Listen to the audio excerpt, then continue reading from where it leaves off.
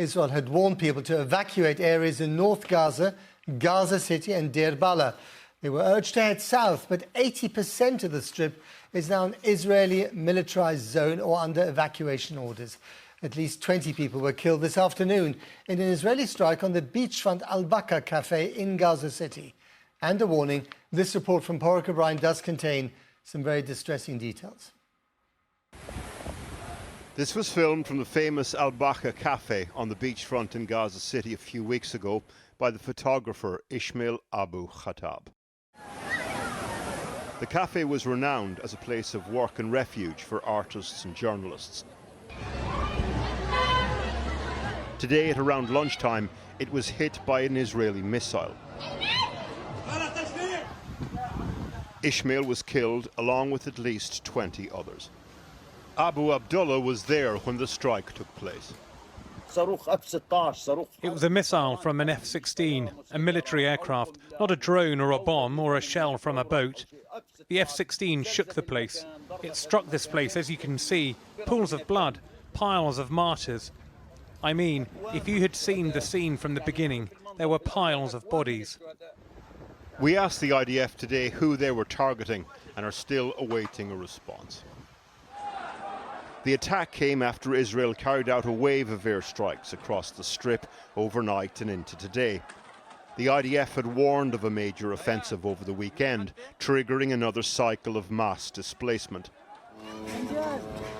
With Donald Trump pressuring Netanyahu for a ceasefire and at the same time calling for his corruption trial to be dropped, it's not clear whether this is part of a final military push before a pause in the violence or just another gear shift in its relentless acceleration. Well, when Health Secretary Wes Streeting was asked about bomb villain yesterday, he condemned them. But he also said that Israel needed to get its house in order with regard to the West Bank.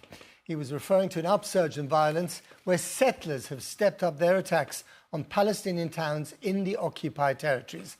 There are many such examples, and our chief correspondent, Alex Thompson, went to see one town, the site of horrific violence already this week. Mere location, the difference between living and dying. These houses located nearest to the neighbouring illegal Israeli settlements, and here, near, means vulnerable. Wednesday night, massed groups of Israeli settlers invade Kafir Malik, burning cars, trying to burn down houses.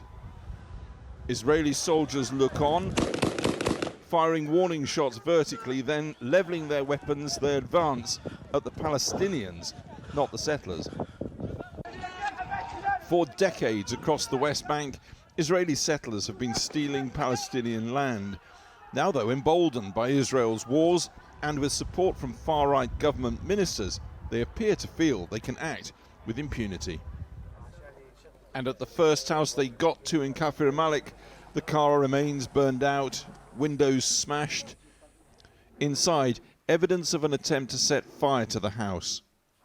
Palestinian villagers here say 17 people were in at the time, 11 were children. Cars burned out in several surrounding streets. Bullet cases where Israeli soldiers opened fire on Wednesday. One village elder said he saw the settlers coming in a 30-car convoy. The communists are just crazy. They want to kill everybody. If they can kill the kids before the old man, they will do it. That's what they're doing. And the Israeli government is not doing nothing.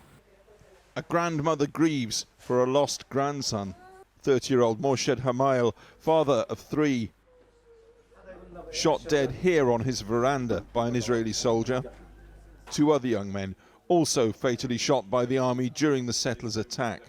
Lutfi Bayrat, who was 18, and Mohammed Naji, 21. Their faces now adorning the town hall, a monument of mourning.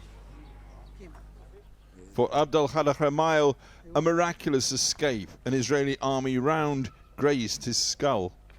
I saw the settlers coming in and burning houses, so I tried to help, and the soldiers started shooting.